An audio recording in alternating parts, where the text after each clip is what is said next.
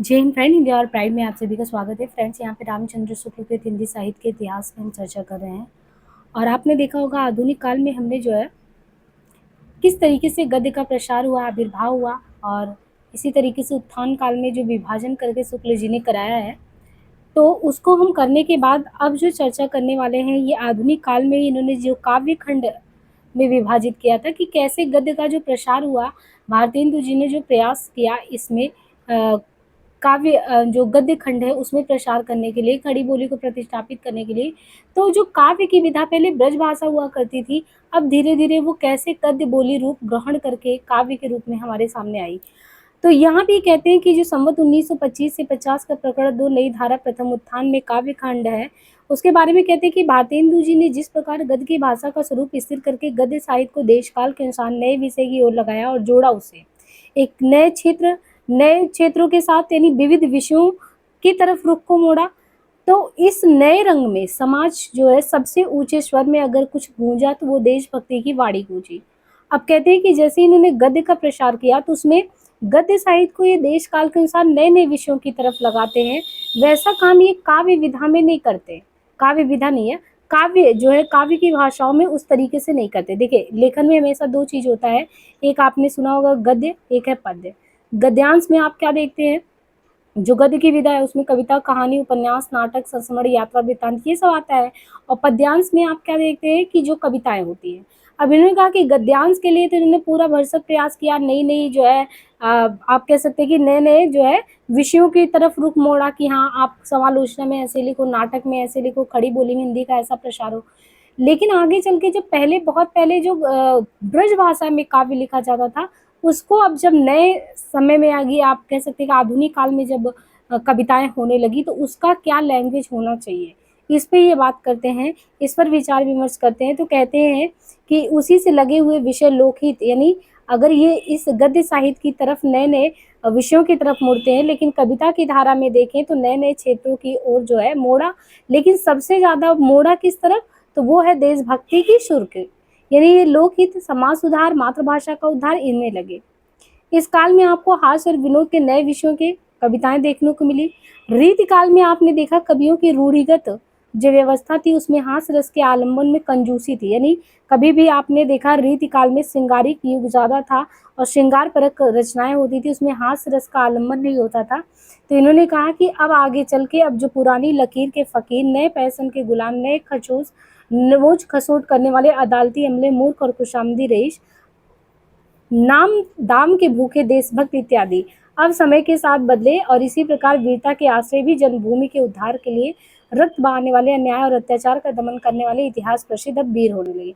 मतलब पूरा सार यही निकल के आता है कि इस नई धारा की कविता के भीतर जिन नए विषयों के प्रतिबिंब आए, वे अपनी नवीनता से आकर्षित करने के अतिरिक्त नूतन परिस्थिति के साथ हमारे मनोविकारों का सामंजस्य भी घटित करते चले। काल चक्र के फेर से जिस नई परिस्थिति के बीच हम पड़ जाते हैं, उसका सामना करने योग्य अपनी बुद्धि को बनाए बिना जैसे काम नहीं चल सकता, वैसे ही उसकी ओर रागात्मक वृत्ति को उन्मुख किए बिना हमारा जीवन फीका नीरस है। अब कहते हैं कि विषयों की अनुरूपता के साथ साथ अनेक विधान का ढंग भी बदल चला। प्राचीन धारा में पहले मुक्तक और प्रबंध की जो प्रणाली चली आती थी, अभी उससे बहुत कुछ परिवर्तन हो गया। और इस तरीके से अब जो है पुरानी कविता में जहाँ प्रबंध का रूप कथात्मक और वर्णनात्मक विषय में होता, जैसे पद्मावत, रामचरित, रामचंद्रिका, ये सब जो लिखा गया, या तो प्रबंध विधा में या वर्णनात्मक है। लेकिन अब समय के साथ वो बदला, समय के साथ बदला अनेक प्रकार के सामान्य विषय पे, जैसे बुढ़ापा पे, विधि विडम्बना, जगत सच्चाई, सार, गोरक्ष, माता का स्नेह, सपूत कपूत, ऐसे विचार और भाव को मिश्रित करके छोटे छोटे निबंध या जो प्रबंध है वो सामान्य रूप में सबके सामने आने लगे। तो निबंधों की परंपरा भी चली, जो प्रथम उत्थान काल के भीतर तो बहुत कुछ भाव प्रधान रही, पर आगे चल के शुष्क होने लगी। अब आगे कहते हैं नवीन धारा के प्रथम उत्थान के भीतर हम हरिश्चंद्र, प्रताप नारायण मिश्र, अंबिका दत्त व्यास, राधा कृष्ण दास उपाध्याय, बद्रीनारायण चौधरी आदि को भी ले सकते हैं। सबसे पहले इन्होंने जिक्र किया भारतेंदु जी ने किस तरीके से काव्य में लेखन अपना चलाया। तो यहाँ पे कहते हैं कि नवीन धारा के बीच भारतेंदु की वाणी का सबसे मुखर स्वर देशभक्ति रहा। इनका नील देवी, भारत दुर्दशा, इन सब में आप देखेंगे तो कविताओं में देश दशा का बहुत ही मार्मिक व्यंजना देखने को मिलता है। और कहते हैं कि बाकी विजयंती माला जो मिस्र में भारतीय सेना की विजय पर है, वो भी देशभक्ति व्यंजक जैसे भिन्न संचारी भावों का उद्गार करता है। तो सब मिला के आप देखिए कि भारतेंदु जी के स्वर में इन्होंने कहा कि हाँ ये चीज जो दिखता है, जैसे यहाँ पे कि हाय वही भारत भूभारी, सभी विधि सोभई दुकारी, हाय पंचनद हाँ पानीपत, हाय चित्तौड़ नीलज तू भारी, है ना, ये पंक्तियां हैं। तो ये आगे कहते हैं जैसे कहाँ करुणानिधि सोई, इनकी जो नील देवी नाटक करके नील देवी दर्पण, अब कहाँ करुणानिधि केशव सोए, जागत नहीं अनेक जतन कर भारतवासी। तो ये तो गद्य में अगर आप देखें तो जो खड़ी बोली था, पद्य में ये इस रूप में लिखे, ये चीज देखना है। तो कुल मिला के यहाँ पे यही कहना आवश्यक है कि भारतेंदु जी ने हिंदी काव्य को केवल नए नए विषयों की ओर उन्मुख किया, उसके भीतर किसी नवीन विधा या प्रणाली का सूत्रपात नहीं किया, कुछ नया नहीं किया। दूसरी बात उनके संबंध में ध्यान देना है कि वो नर प्रकृति के कवि थे, बाह्य प्रकृति की अनेक रूपता के साथ उनके हृदय का सामंजस्य नहीं होता है। तो इनके बारे में कहा जाता है भारतेंदु जी के कि ये नर प्रकृति के कवि थे और बाह्य प्रकृति की अनिरूपता के साथ उनके हृदय का सामंजस्य नहीं हो पाया। अपने नाटकों में दो एक जगह उन्होंने जो प्राकृतिक वर्णन रखे हैं, जैसे सत हरिश्चंद्र में गंगा का वर्णन, चंद्रावली में यमुना का वर्णन, ये सारी चीजों के बारे में बताया है। अंत में कहते हैं कि सूचित कर देना ये जरूरी है कि गद्य की जिस परिमाण में भारतेंदु ने नए नए विषयों और मार्गों की ओर लगाया, उस परिमाण में पद्य को नहीं। उनकी अधिकांश कविता कृष्ण भक्त कवियों के अनुकरण पर गेय पदों के रूप में, जिनमें राधा कृष्ण की प्रेम लीला और विहार का वर्णन, देशगाथा, अतीत गौरव आदि पर उनकी कविताएं या तो नाटकों में रखने के लिए लिखी गई है, तो विशेष अवसरों पर जैसे प्रिंस ऑफ वेल्स वगैरह आ रहे हैं, तो जो है उनको सामने जो है प्रस्तुत करने के लिए है।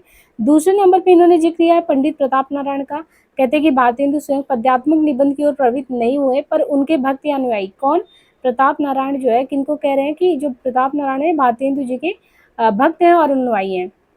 और प्रताप नारायण ने देश दशा पर आंसू बहाने के अलावा बुढ़ापा, गोरक्षा ऐसे विषय पर भी कविता के लिए चुने। ऐसी कविताओं में भी कुछ तो विचारणीय बातें हैं, कुछ भाव व्यंजना और विचित्र विनोद भी है। अब उदाहरण के लिए क्रंदन की पंक्ति दिए हैं कि तबही लखे जो रहे एक दिन कंचन बरसत, ता चौथाई जन रुकी रोटी को तरसत, जहाँ कृषि वाड़ी जैसे सेवा सम्माही। इस प्रकार के इतिवृत्तात्मक पद भी भारतेंदु जी ने भी कुछ लिखे, जैसे अंग्रेज राज सुख साथ सजे सब भारी, पे धन विदेश चली जाती है अति ख्वारी। मिश्र जी की विशेषता वास्तव में अगर देखें तो हास्य विनोदपूर्ण रचनाओं में दिखता है। हर गंगा तृप्त्याम बुढ़ापा इनकी कुछ रंजनाएं हैं। हिंदी हिंदुस्तान वाली ये भी है हिमायत। अब देखिए तीसरे नंबर पे बद्री नारायण की बात इन्होंने की कि बद्री नारायण जो है काव्य भाषा के रूप में कैसे लेके चलते हैं। तो कहते हैं कि बद्री नारायण ज्यादातर अवसरों पे आप देखेंगे तो ये नौरोजी का जो पार्लियामेंट के मेंबर होने पर, महारानी विक्टोरिया के हीरक जुबली के उस पर, नागरिक के कचहरी में प्रवेश पाने पर, प्रयाग के सनातन धर्म महासम्मेलन पे, यहाँ सबके अवसर पे आनंद इनको प्रकट करना होता था, तो इन्होंने कविताएं लिखी। भारतेंदु के समान नवीन विषयों के लिए ये भी प्राय रोला छंद ही लेते थे। यानी जैसे भारतेंदु जी लिखते हैं नए विषयों के लिए रोला छंद का, तो कहते हैं रोला छंद का प्रयोग ये भी करते हैं। इनके छंदों में यतिभंग मिलता। एक बार जब इस विषय पर मैंने इनसे बात की तो इन्होंने कहा मैं यतिभंग को कोई दोष नहीं मानता, पढ़ने वाला ठीक चाहिए। देश की राजनीतिक परिस्थिति पर इनकी दृष्टि बराबर रहती थी। देश की दशा सुधारने के लिए जो राजनीतिक या धर्म संबंधी आंदोलन चलते रहे, उन्हें बड़ी उत्कंठा से परखा करते। जब कुछ कहीं सफलता दिखाई पड़ती तब लेखों और कविताओं के माध्यम से हर्ष प्रकट करते। बाकी हीरक जुबली आदि की कविताओं को खुशामती कविता नहीं समझना चाहिए, उनमें ये देश दशा का सिंहावलोकन करते हैं मार्मिकता के साथ। विलायत में दादा भाई नौरोजी को जब काला कह दिया गया था तो इन्होंने कार्य शब्द को लेकर बड़ी क्षोभपूर्ण कविता भी लिखी थी।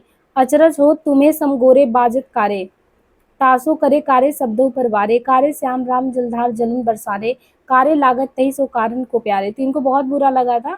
याते नीको है तुम कारे जाहे पुकारे, यही आशीष दे तुमको मिले हम सब कारे। हीरक जुबली के अवसर पर लिखी एक हार्दिक हर्षादर्श में इन्होंने देश की दशा का वर्णन किया है। भयो भूमि भारत में महाभयंकर भारत, भय वीरपुर सकल भू सुबट एक ही संगारत, भरे विबुधा नन्ना सकल चतुर गुण मंडित, बिगड़ो जन समुदाय बिना पथ दर्शक पंडित, नए नए मत चले नए झगड़े नित बाढ़े। प्रेमगंज जी की कई जो है बहुत ही प्रांजल और सरल कविताएं उनके दोनों नाटकों में है। भारत सौभाग्य नाटक चाहे खेलने योग्य हो ना, पर देश दशा पर वैसा बड़ा अनूठा और मनोरंजन नाटक दूसरा नहीं लिखा गया। उसके प्रारंभ के अंगों में सरस्वती, लक्ष्मी और दुर्गा इन तीन देवियों के भारत से क्रमशः प्रस्थान का दृश्य दिखाया गया है। इसी प्रकार उन तीनों देवियों के मुख से विदा होते हुए जो कविताएं कहलाएगी वो भी बड़ी मार्मिक है। आज आजू लो रही अनेक भांति, फिर ऐसी पै ना भाव मोही बैठनू सो मौन पूरी, है ना। तो उद्धत कविताओं में उनकी गद्यावली चमत्कार प्रवृत्ति नहीं दिखाई देती, अधिकांश कविताएं ऐसी ही देखने को मिलती हैं। और कहीं कहीं तो बताएं कि लंबे रूपक और कहीं उपमाओं और उत्प्रेक्षाओं की भरमार दिखती है। अब आगे चौथे नंबर ठाकुर जगमोहन के बारे में बात करते हैं कि यद्यपि जो जगमोहन है यद्यपि जगमोहन सिंह अपनी कविता को नए विषयों की ओर नहीं ले गए, पर प्राचीन संस्कृत काव्यों के प्राकृतिक वर्णों का संस्कार मन में वो लिए हुए थे। अपनी प्रेमचर्या की मधुर स्मृति से समन्वित विंध्य प्रदेश के रमणीय स्थलों को जिस सच्चे अनुराग की दृष्टि से देखा, वो ध्यान देने योग्य है। उनके द्वारा उन्होंने हिंदी काव्य में एक नूतन विधान का आभास दिया। जिस समय हिंदी साहित्य का अभ्युदय हुआ, उस समय संस्कृत काव्य अपनी प्राचीन विशेषता बहुत कुछ खो चुका था। इसे वह उसके पीछे रूप को यही लेकर चला। प्रकृति का जो सूक्ष्म निरीक्षण वाल्मीकि, कालिदास और भूभूति में पाया जाता, वो संस्कृत के पिछले कवियों में नहीं रह गया। प्राचीन संस्कृत कवि प्राकृतिक दृश्यों के विधान में कई वस्तुओं की संश्लिष्ट योजना द्वारा बिंब ग्रहण करने का प्रयास भी दिखता है। कहते हैं यही पिछला विधान हमारे हिंदी साहित्य में आया। सठ ऋतु वर्णन में प्राकृतिक वस्तुओं और व्यापारों का जो उल्लेख दिखता है, वो केवल उद्दीपन की दृष्टि अर्थात नायक नायिका के प्रति पहले से प्रतिष्ठित भाव को और जगाने उद्दीप्त करने के लिए ही दिखता है। संस्कृत के प्राचीन कवियों की प्रणाली पर हिंदी काव्य के संस्कार का जो संकेत ठाकुर साहब ने दिया, वो खेद है उसकी और किसी ने ध्यान नहीं दिया। प्राकृत वर्णन की इस प्राचीन भारतीय परंपरा प्रणाली के संबंध में थोड़ा विचार करके हम आगे बढ़ते हैं। प्राकृतिक दृश्यों की ओर यह प्यार भरी सूक्ष्म दृष्टि प्राचीन संस्कृत काव्य की एक ऐसी विशेषता है जो फारसी या अरबी के काव्य क्षेत्र में नहीं पाई जाती। और फिर उन्होंने साहित्य में वर्ड्सवर्थ, शेली, मेडली इन सब का नाम लिया है। कहते हैं मैं उसी ढंग का सूक्ष्म प्रतिनिरीक्षण और मनोरम रूप विधान पाया जाता है जैसे प्राचीन संस्कृत साहित्य में। और प्राचीन भारतीय और नवीन यूरोपीय दृश्य विधान में पीछे थोड़ा लक्ष्य भेद हो गया। भारतीय प्रणाली में कवि के भाव का आलम्बन प्रकृति ही रहा है, अतः उसके रूप का प्रत्यक्षीकरण ही काव्य का एक स्वतंत्र लक्ष्य दिखाई देता है। तो उक्त प्रवृत्ति के अनुसार कुछ पाश्चात्य कवियों ने तो प्रकृति के नाना रूपों के बीच व्यंजित होने वाली भावधारा का बहुत सुंदर उद्घाटन किया है, पर बहुतेरे अपनी बेमेल भावनाओं का आरोप करके उन रूपों को अपनी अपनी अंतर प्रवृत्तियों से छोपने लगे। अब इन दोनों प्रणाली में से किस प्रणाली पर हमारे काव्य में दृश्य वर्णन का विकास होना चाहिए, विचार ही है। मेरे विचार में प्रथम प्रणाली का अनुसरण ही समाचीन है। आगे कहते हैं कि मेरे विचार में हाँ, ये चीज इन्होंने बताया। और फिर कहते हैं कि जहाँ भी किसी पूर्व प्रतिष्ठित भाव की प्रबलता व्यंजित करने के लिए प्रकृति के छेद से वस्तु व्यापार लिए जाएंगे, वहां तो उस भाव में रंग दिखाई देंगे। पद्माकर की जैसे विरहणी है, तो उसका कहना है कि किंसुक गुलाब कचनार और अनारन की डारन पे डोल अंगारन के पुंज, ठीक है, पर बराबर इसी रूप में प्रकृति को देखना दृष्टि को संकुचित करना ही है। 5वें नंबर पे इन्होंने पंडित अंबिका दत्त की चर्चा की। अंबिका दत्त व्यास जी ने नए नए विषयों पर कुछ फुटकल कविताएं रची जो पुरानी पत्रिकाओं में निकली। एक बार उन्होंने कुछ बेतुके पद्य भी आजमाइश के लिए बनाए थे। आगे कहते हैं कि भारतेंदु के सहयोगी की बात यहीं समाप्त कर अब हम उन लोगों की ओर जाते हैं जो उनकी मृत्यु के उपरांत मैदान में आए और जिन्होंने काव्य की भाषा और शैली में भी कुछ परिवर्तन किया। भारतेंदु के सहयोगी लेखक यद्यपि देशकाल के अनुकूल नए नए विषयों की ओर प्रवृत्त हुए, पर भाषा उन्होंने परंपरा से चली आती हुई ब्रज भाषा को ही ले रखा था। पर भारतेंदु के गोलोकवास के थोड़े ही दिन पीछे के संबंध में नए विचार उठने लगे।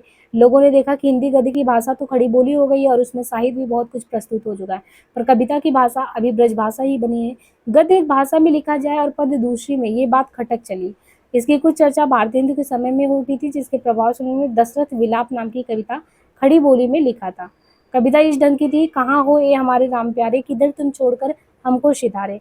बुढ़ापे में ये दुख भी देखना था। ये कविता राजा शिव प्रसाद को बहुत पसंद आई और इन्होंने अपने गुटका में इसको शामिल भी किया था। खड़ी बोली में पद रचना एकदम कोई नई बात नहीं हुई कि खड़ी बोली में पद लिखा जाने लगा, अचानक थोड़ी हुआ ये। आप नामदेव और कबीर की रचना में देखिए तो खड़ी बोली का पूरा स्वरूप दिखता है और ये सूचित करते कि उसका व्यवहार भी अधिकतर वही सदुक्कड़ी है। शिष्ट साहित्य के भीतर परंपरागत काव्य भाषा का ही चलन रहा। इंसान ने अपनी रानी केतकी की कहानी में कुछ ठेठ खड़ी बोली के पद भी उर्दू छंदों में लिखे हैं।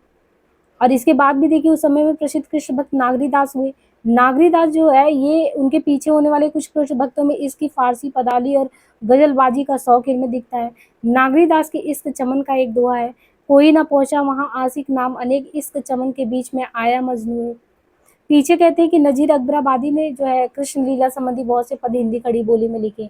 वे एक मनमौजी सूफी भक्त हुआ करते थे। उनके पद के नमूने में है, यारो सुनो ये दधी के लुटैया का बालपन और मधुपुरी नगर के बसैया का बालपन, मोहन स्वरूप नृत्य करैया का बालपन। तो ये कुछ पंक्तियां उनकी दी हुई है यहाँ पे। लखनऊ के शाह कुंदन लाल और फुंदन लाल ललित किशोरी और ललित माधुरी नाम से प्रसिद्ध कृष्ण भक्त हुए थे, जिनका रचना काल वही 1913 से 30 में है।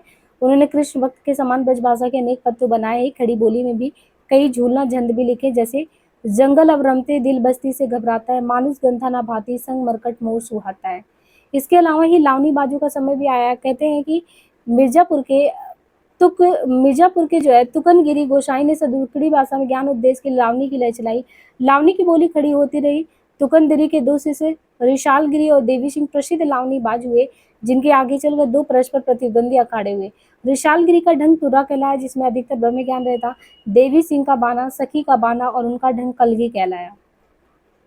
इसके अलावा रीतिकाल के कुछ पिछले कवि भी है, जैसा कि हम देखा है इधर उधर खड़ी बोली के दो चार कवित सवैये रच दिए। उधर लावनीबाज और ख्यालबाज भी अपने ढंग पर कुछ ठेठ हिंदी में गाया करते थे।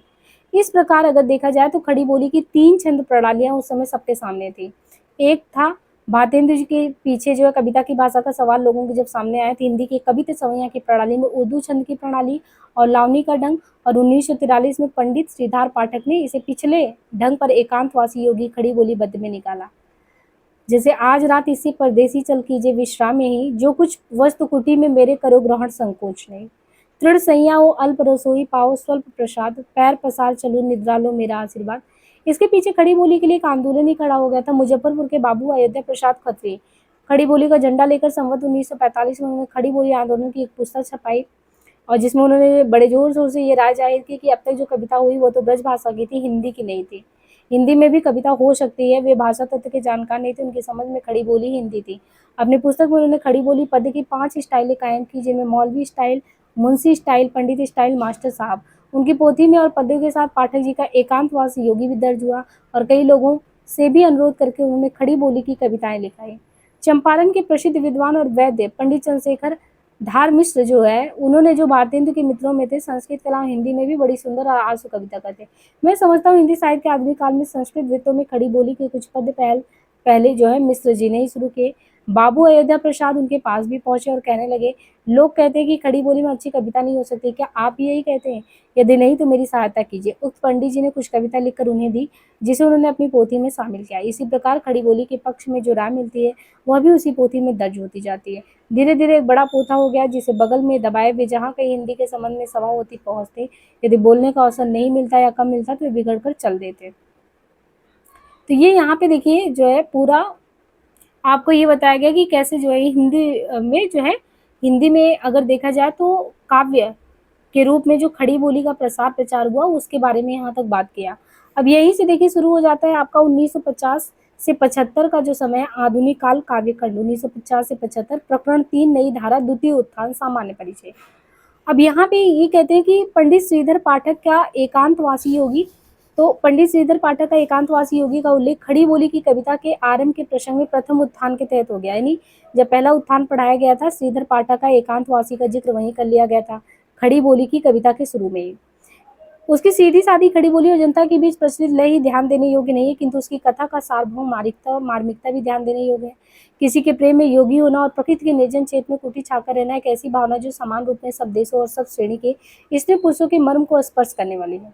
सीधी सपाटी खड़ी बोली में अनुवाद करने के लिए ऐसी प्रेम कहानी चुनना जिसकी मार्मिकता अपन स्त्रियों तक के गीतों की मार्मिकता के मेल में हो, पंडितों की बधी हुई रूढ़ी से बाहर निकलकर अनुभूत के स्वतंत्र क्षेत्र में आने की प्रवृत्ति का द्योतक। भारतीय हृदय का सामान्य स्वरूप पहचानने के लिए पुराने प्रचलित ग्राम गीतों की ओर भी ध्यान देने की जरूरत है। अब कहते हैं कि जो पंडितों की बधी प्रणाली पर चलने वाली काव्यधारा है, उसके साथ साथ असमान अपर जनता के बीच एक स्वच्छंद और प्राकृतिक भावधारा भी गीतों के रूप में चलती है। ठीक उसी प्रकार जैसे बहुत काल से स्थिर चली आती है पंडितों की साहित्य भाषा। तो यहाँ पे ठीक उसी प्रकार जैसे बहुत काल से स्थिर चली आती हुई पंडितों की साहित्य भाषा के साथ साथ लोक भाषा का स्वाभाविक धारा भी बराबर चलता रहा, जबकि पंडितों की काव्य भाषा स्थिर होकर भी उत्तरोत्तर आगे बढ़ती हुई लोक भाषा से दूर पड़ती चली गई। प्राकृत के पुराने रूपों से लदी अभ्रंश जब लद्दड़ होने लगी, तब शिष्ट काव्य प्रचलित देश भाषाओं में शक्ति प्राप्त करने को ही आगे बढ़े, और यही प्राकृतिक नियम काव्य के स्वरूप के संबंध में भी अटल समझना चाहिए। जब जब शिष्टों का काव्य पंडित द्वारा बढ़ा कर निश्चिष्ट और संकुचित किया गया, तब उसे सजीव और चेतन प्रसाद देश की सामान्य जनता के बीच स्वच्छंद बहती हुई प्राकृतिक भावधारा से जीवन तत्व लिया। ये भावधारा अपने साथ चिर परिचित पशु पक्षी इन सबको भी यानी इनके भाव को भी लेके चलता है। जो नीम का प्यारा पौधा प्रिय अपने हाथ से द्वार पर लगा गया, वो बड़ा होकर फूला और उसके फल झड़ भी गए। इस भावधारा की अभिव्यंजना प्रणाली वे होती है जिन पर जनता का हृदय इस जीवन में अपने भाव स्वभावता डलता है। हमारी भाव प्रवर्तनी शक्ति का असली भंडार इसी स्वाभाविक भावधारा के भीतर नहीं समझना चाहिए। कहते हैं कि जब पंडितों की काव्य धारा इस स्वाभाविक भावधारा से अलग पड़कर रूढ़ हो जाती है, जब वो नकली यानी कृत्रिम होने लगती है और उसकी शक्ति भी कम होने लगती है, ऐसी परिस्थिति में इसी भावधारा की ओर दृष्टि दे जाने की जरूरत पड़ती है। दृष्टि ले जाने का मतलब ये है कि उस स्वाभाविक भावधारा के ढलाव की नाना अंतर्भूतियों को परख कर शिष्ट काव्य के स्वरूप का पुनर्विधारण करके सबके सामने रखना। और जब ऐसी परिवर्तन होती है तो इसी को कहते हैं अनुभूत की सच्ची नैसर्गिक क्षमता। ट्राई रोमांटिसिज्म कहना चाहिए, क्योंकि ये मूल प्राकृतिक आधार पे होता है। कहते हैं कि इंग्लैंड की जिस स्वच्छंदतावाद बोले रोमांटिसिज्म, यानी एक तरीके से कोई भी चीज लिख रहे हैं, विचारों में बहुत ही स्वतंत्र हैं, स्वच्छंदतावादी दृष्टि। तो कहते हैं इंग्लैंड के जिस स्वच्छंदतावाद का इधर हिंदी में बराबर नाम लिया जाने लगा, उसके प्रारंभिक उत्थान के भीतर परिवर्तन के मूल प्राकृतिक आधार का स्पष्ट रहा है। पीछे कवियों की व्यापक व्यक्तिगत, विद्यागत और बुद्धिगत प्रवृत्तियों और विशेषताओं की जैसे रहस्यात्मक दार्शनिकता, स्वतंत्र भावना, कलाकार आदि के अधिक प्रदर्शन से कुछ ढक गया। काव्य को पंडित की विदेशी रूढ़ियों से मुक्त और स्वच्छंद काव्य पर व्युत्पन्न किया गया, पर स्वच्छंद होकर जनता के हृदय में संचरण करने की शक्ति वो कहाँ से प्राप्त करें। ये स्कैंडलैंड के कहते हैं कि यह स्कैंडलैंड के किसानी झोपड़े में रहने वाले कवि बंस हैं, और कवि बंस ने जो है इस चीज को दिखाया। उन्होंने अपने देश के परंपरागत जो प्रचलित गीत, उनकी मार्मिकता को परख कर देश भाषा में रचना की, जिससे वहां का सारा जनमानस के हृदय में अपना वो घर कर लिए। वाल्टर स्कॉट ऐसे थे, उन्होंने भी अपने देश की अंतर्व्यापनी भावधारा को सबके सामने रख के साहित्य को अनुप्राणित किया। तो वैसे ही तो बिल्कुल अपने यहाँ पे भारत में भी करना चाहिए। तो कहते हैं जिस परिस्थिति में जो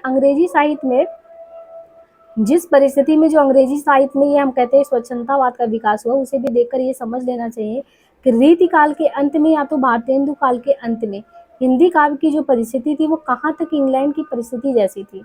सारे यूरोप में तो बहुत दिनों तक पंडित और विद्वानों की लिखने पढ़ने की भाषा तो लैटिन रही। फ्रांसीसियों के प्रभाव से इंग्लैंड की काव्य रचना भी लैटिन की प्राचीन रूढ़ियों में जकड़ी रही। उस भाषा की काव्य की सारी पद्धति का अनुसरण वहाँ होने लगा। बधी हुई अलंकृत पदावली, वस्तु वर्णन, वही सारी चीजें। तो इस तरीके से तो अंग्रेजी काव्य विदेशी काव्य और साहित्य की रूढ़ी से इतना अचन हो गया कि वो देश की परंपरागत जो स्वाभाविक भावधारा है उससे अलग हो गया।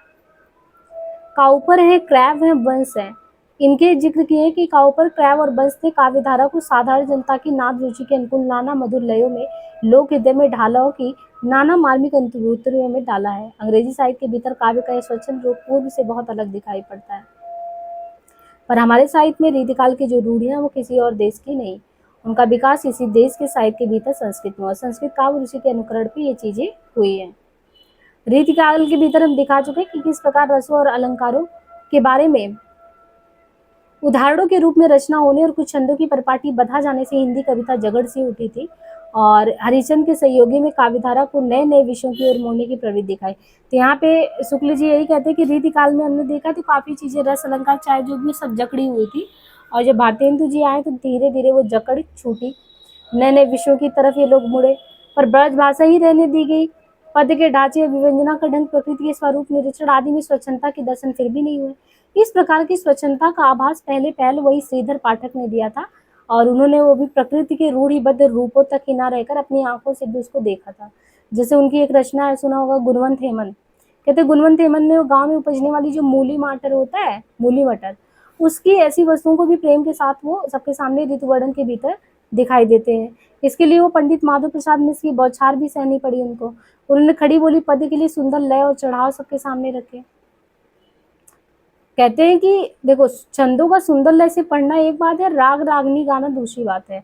ख्याल या लावनी की लय पर जैसे एकांतवास योगी लिखा गया, वैसे ही सुधरी साइयों के सदुकड़ी ढंग पे जगत सच्चाई साथ, जिसमें कहा गया है कि जगत है सच्चा तनिक न कच्चा, समझो बच्चा इसका भेद। स्वर्गीय बीड़ा में उनकी इस परोक्ष दिव्य संगीत की ओर रहस्यमय पूर्ण संकेत भी दिखता है। इन सब बातों का विचार करने पर श्रीधर पाठक ही सच्चे स्वच्छंदतावादी रोमांटिसिज्म के प्रवर्तक कहलाते हैं। तो ये स्वच्छंदतावाद जिसे हम लोग छायावाद मुकुटधर पांडे से मानते एक शुरू है, और श्रीधर पाठक के बारे में कि एकांतवासी योगी, इन सबको देखे तो स्वच्छंदतावाद के प्रवर्तक श्रीधर लगते हैं। लेकिन कहते हैं कि खेद है कि सच्ची और स्वाभाविक स्वच्छंदता की रास्ता हमारे काव्य क्षेत्र के बीच में नहीं आ पाया। ये उस समय पिछले संस्कृत काव्य के संस्कार के साथ ही महावीर प्रसाद द्विवेदी हिंदी साहित्य क्षेत्र में आए, जिनका प्रभाव गद्य और काव्य दोनों पर पड़ा। हिंदी में परंपरा से व्यवहारते छंद के स्थान पे संस्कृत की वृत्तों का चलन हुआ। आगे चलकर तृतीय उत्थान में उक्त परिस्थिति के कारण जो प्रतिक्रिया उत्पन्न हुई वह भी स्वाभाविक स्वच्छंदता की ओर नहीं बढ़ने पाई। बीच में रबुंद्र बाबू की गीतांजलि का धूम जो है नवीनता के साथ आया। और फिर कहते बंग भाषा में भी अगर देखें तो कुछ लोग जो है पाश्चात्य काव्य पद्धति को विश्व साहित्य का लक्षण समझने लगे थे। इन गिने नए कवि स्वच्छंदता के मार्ग को स्वाभाविक पद पर ये सब चले। यहाँ पे आपको लग रहा होगा कि बहुत ही ज़्यादा जैसे जटिलता के साथ क्या-क्या शुक्ल जी ने कहा, कुछ समझ से परे लग रहा है। लेकिन ठीक है, इन्होंने जो है आधुनिक में काव्य कैसे-कैसे चला, इनका उल्लेख किया है। जो भी इम्पोर्टेंट कवि रहे हैं, उनके बारे में थोड़ा बहुत बताया, पाश्चात्य से तुलना करते हुए चले हैं। अब जैसे इन्होंने कहा कि स्वच्छंदतावाद के प्रवर्तक ये जो है श्रीधर को मानते हैं।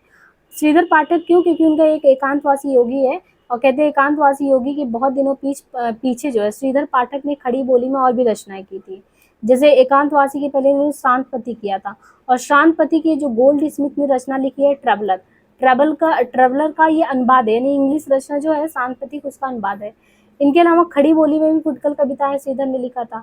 मन के मौज के अनुसार कभी कभी एक ही विषय के वर्णन में दोनों बोलियों के पद रख देते, जैसे खड़ी बोली भी मिल जाता था, ब्रज भी मिल जाता था। एक इनका ऐसे उजड़ ग्राम रचना है, डेजर्टेड विलेज को ब्रज में लिख दिया। अंग्रेजी और संस्कृत दोनों की काव्य साहित्य का अच्छा परिचय इनके कारण हिंदी कवियों में पाठक की रुचि भी बहुत जगी और सब शोधन में तो पाठक अद्वितीय थे, मतलब सब शोधन भी करते, चलती और रसीली इनकी ब्रज भाषा भी होती, कोमल मधुर संस्कृत पद विन्यास भी होती, तो बड़े प्रतिभाशाली भाव और सुरुचि संपन्न कवि श्रीधर थे। भद्दापन इनमें नहीं था, न रूप रंग में, न भाषा में, न भाव में, न चाल में, न भाषण में, इसलिए इनको ध्यान रखिए। इनकी प्रतिभा के बारे में कहते हैं कि बराबर रचना के नए मार्ग भी निकाला करती थी। छंद है, पद विन्यास, वाक्य विन्यास, इन सब के संबंध में नई नई बंदिशें इन्होंने खूब साझा की। अपनी रुचि के अनुसार कई नई ढांचे के छंद इन्होंने निकाले जो पढ़ने बहुत मधुर लगते हैं। जैसे नाना कृपान ने जो पानी लिए वह पुनील वसन परिधान किए, गंभीर घोर अभिमान ये छकी परिजात मधुपान किए। ऐसे ही छिन छिन पर जोर मरारे दिखावत, पल पल पर आकृति कोर झुकावत, ये मोर नचावत शोर मचावत, श्वेत श्वेत बगपति उड़ावत, नंदन प्रसूद मकरंद बिंदु मिश्रित समीर बिंदु तीर चलावत। अंत्यानुप्रासित कहते कि अंत्यानुप्रास रहित वे ठिकाने समाप्त होने वाले गद्य के से लंबे वाक्यों के छंद भी इन्होंने लिखे थे। जैसे यहाँ पे सांद अटन का ये छंद देखना है। विजन वन प्रांत था, प्रकृति मुख शांत था, अटन का समय था, रजनी का उदय था, प्रसव के काल की लालिमा में लसा, वाल शशि व्योम की ओर था आ रहा, विश्व संचालक परुष संगति ध्वनि की ओर रहस्यमूर्त संकेत स्वर्गीय बीड़ा की इन पंक्तियों में दिखता है। स्वर्गीय बीड़ा में कहीं पे स्वर्गीय कोई बाला सुमन जो बीड़ा बजा रही, सुरों के संगीत की सो कैसी सुरीली गुंजार आ रही, कोई पुरंदर की किंकरी या किसी सुर की सुंदरी है ना, कभी नई तान प्रेम में और कभी प्रकोपन है। तो ये कहा जाए कि खड़ी बोली की पहली पुस्तक अगर है तो कौन सी है? एकांतवासी। और एकांतवासी लावणी या ख्याल के ढंग पे लिखी गई थी। पीछे खड़ी बोली को ये हिंदी के प्रचलित छंद में लाए। स्थानपति की रचना इन्होंने रोला में की। इसके आगे भी ये बढ़े। इस भारत में वन पान तू ही तपस्वियों का तप आश्रम था, जगत तत्व की खोज में लगन जहाँ ऋषियों ने अभग्न किया श्रम था। ये कुछ पंक्तियां हैं। फिर आगे कहते हैं कि पाठक जी कविता के लिए हर एक विषय ले लेते थे, समाज सुधार के बड़े आकांक्षी थे, इससे विधवाओं की वेदना, शिक्षा प्रसार, ऐसे ऐसे विषय भी उनके कलम के नीचे आया करते। विषयों के काव्य का पूरा पूरा स्वरूप देने में चाहे वो सफल हुए हो ना, लेकिन अभिव्यंजना के बाद वैचित्र की ओर उनका ध्यान चाहे ना रहा हो, लेकिन गंभीर नूतन विचारधारा चाहे उनकी कविताओं के भीतर कम ही मिलता हो, पर उनकी वाणी में कुछ ऐसा तो था जो बाद और उसके द्वारा प्रकट की गई थी। इसी हिंदी प्रेमियों में प्रकृति के उपासक कहे जाते थे। कौन? श्रीधर पाठक। यहाँ पर यह भी कह देना जरूरी है कि उनकी उपासना प्रकृति के उन्हीं रूपों तक परिमित थी जो मनुष्य के सुखदायक और आनंदप्रद लगती थी। श्रीधर पाठक का जन्म बताया गया 1916 में और मृत्यु 1985 में। दूसरे पे ये खड़ी बोली में बात करते हैं अयोध्या सिंह उपाध्याय जी का, हरिओद का।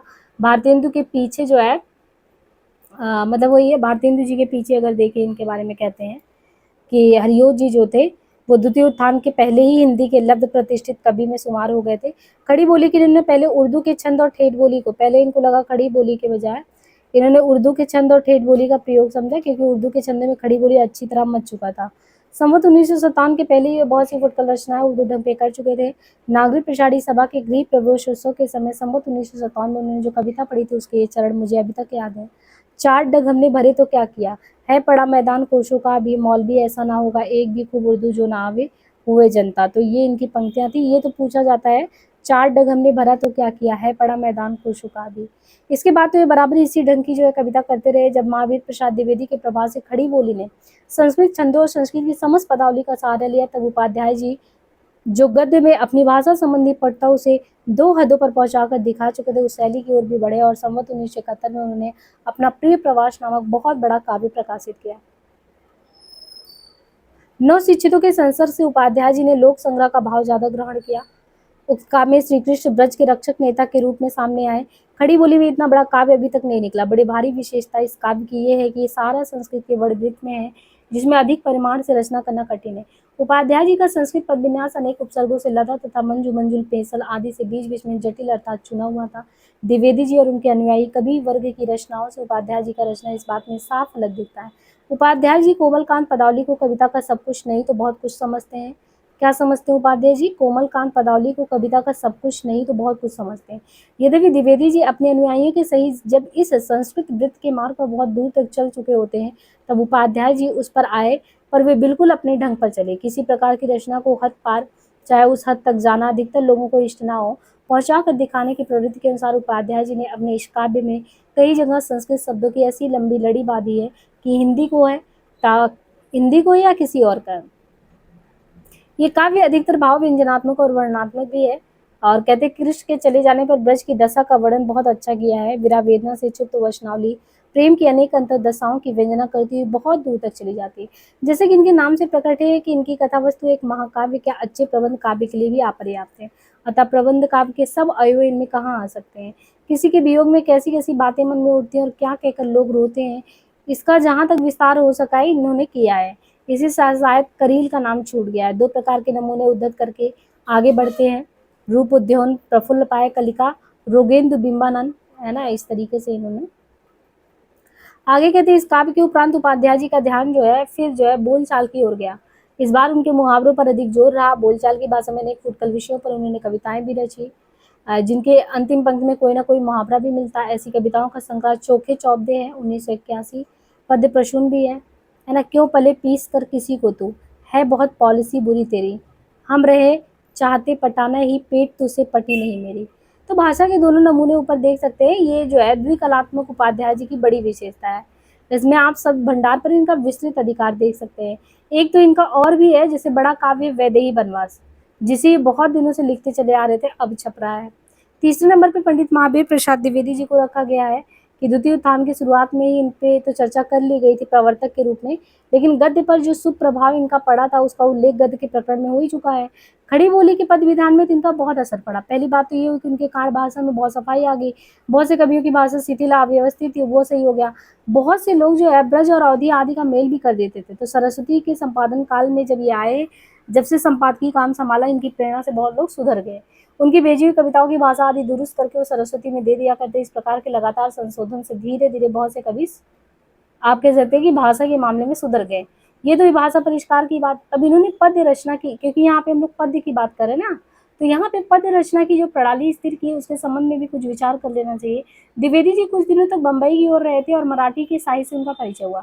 उनके साहित्य का प्रभाव उन पर बहुत कुछ पड़ा। मराठी कविता में अधिकतर संस्कृत वृत्तों का व्यवहार होता है। पद विन्यास भी प्राय गद्य का सा रहता है। बंग भाषा की सी कोमलकांत पदावली भी होती है। इसी मराठी के नमूने पर द्विवेदी ने हिंदी में पद रचना शुरू की थी। श्रीयुक्त नागरी निहारी दास तिहारी, होए विषाद मनमाही अति भारी। और इधर आधुनिक काल में भी ब्रजभाषा पद्य के लिए संस्कृत गीतों का व्यवहार पहले पहल स्वर्गीय प्रसाद शरीय प्रसाद मिश्र ने रघुवंश महाकाव्य के अपने पद्यबद्ध भाषा अनुवाद में भी किया था, जिसका प्रारंभिक अंश भारतेंद्र के कवि वचन सुधा में प्रकाशित हुआ। पूरा अनुवाद बहुत दिनों पीछे जो है संवत 1968 में पुस्तकाकार रूप में छपा। द्विवेदी ने आगे चलकर ब्रजभाषा एकदम छोड़ दी और खड़ी बोली में ही काव्य रचना करने लगे। मतलब आगे चल के ब्रजभाषा छोड़ दिए, पूरी तरह खड़ी बोली में आ गए। मराठी का संस्कार तो था ही, में पीछे जान पड़ता है। उनके मन में वर्ड्सवर्थ ये सब भी इनके भी सिद्धांत है। गद्य और पद्य का पद विन्यास एक ही प्रकार का होना चाहिए। और पर ये प्रसिद्ध बात है कि वर्ड्सवर्थ का वो सिद्धांत असंख्य सिद्ध हुआ और आप ही अपने उत्कृष्ट कविताओं में इनका पालन नहीं कर पाए। पर उनका जोर और बराबरी इस बात पर रहता कि कविता बोलचाल की भाषा में होनी चाहिए। बोलचाल से उसका मतलब ठेठ या हिंदुस्तानी का नहीं रहता था, गद्य की व्यवहारिक भाषा का रहता था। परिणाम यही हुआ कि इनकी भाषा बहुत अधिक गद्यवत जो हो गई। पर जैसा कि तुलसीदास ने कहा है कि गिरा अर्थ जल बीची समकहियत भिन्न भिन्न, भाषा से विचार अलग नहीं रह सकता। तो ये किसने कहा? तुलसीदास की ये पंक्ति है, गिरा अर्थ जल बीच समकहियत भिन्न भिन्न। उनकी अधिकतर कविताएं इतिवृत्तात्मक और इसी तरीके से होती थी। यद्यपि उन्होंने भी संस्कृत जो है वृत्तों का व्यवहार बहुत प्रयोग में लाया। हिंदी के कुछ चलते छंदों में भी इन्होंने बहुत सी कविताएं वगैरह की। जैसे कुमार संभव सार इन्होंने इसी ढंग पर लिखा था। कुमार संभव का यह अनुवाद बहुत ही उत्तम हुआ है। इसमें मूल के भाव सफाई से आए। बाकी द्विवेदी जी के रचनाओं के अनुवाद रचनाओं के नमूने हैं, जैसे आरोग्य युक्त बल युक्त सुस्पष्ट गात, ऐसा जहाँ युवक एक में दृष्टि आता, सारी प्रजा निपट दीन दुखी जहाँ है। तो ये कुछ पंक्तियां हैं। द्विवेदी जी की कविताओं का संग्रह जो है करके काव्य मंजूषा नाम की पुस्तक में हुआ। इनकी कविताओं के दूसरे संग्रह का नाम सुमन है। तो काव्य मंजूषा और सुमन। द्विवेदी जी के प्रभाव और प्रोत्साहन से हिंदी के कई अच्छे कवि निकले, जिनमें बाबू मैथिली शरण, रामचरित उपाध्याय, लोचन प्रसाद भी हैं। अब यहाँ पे देखिए चौथे नंबर पे यहाँ पे दिया है बाबू मैथिली। बाबू मैथिली शरण गुप्त सरस्वती का संपादन द्विवेदी के हाथ में आने के प्राय 3 वर्ष पीछे। बाबू मैथिली जो थी सरस्वती का संपादन जब द्विवेदी जी के हाथ में आया, उसके प्राय 3 वर्ष पीछे संवत 63 से बाबू मैथिली शरण गुप्त की खड़ी बोली की कविताएं पत्रिकाओं में निकलने लगी और संपादन काल तक जो बराबर निकलती रही। 1966 में उनका रंग में भंग नामक एक छोटा सा प्रबंध काव्य, रंग में भंग जो है छोटा सा है, वो प्रकाशित हुआ, जिसकी रचना चित्तौड़ और बूंदी के राजघरानों से संबंध रखने वाली राजपूती आन की एक कथा थी। तब से गुप्त जी का ध्यान प्रबंध काव्य की ओर बराबर रहा और वे बीच बीच में छोटे या बड़े प्रबंध काव्य लिखते रहे। गुप्त जी की ओर पहले पहले हिंदी प्रेमियों का सबसे ध्यान तभी गया था जब उन्होंने भारत भारती लिखा, जिसमें मुसद्देहाली के ढंग पर भारतीयों या हिंदुओं के भूत और वर्तमान दशाओं की विषमता दिखाई गई।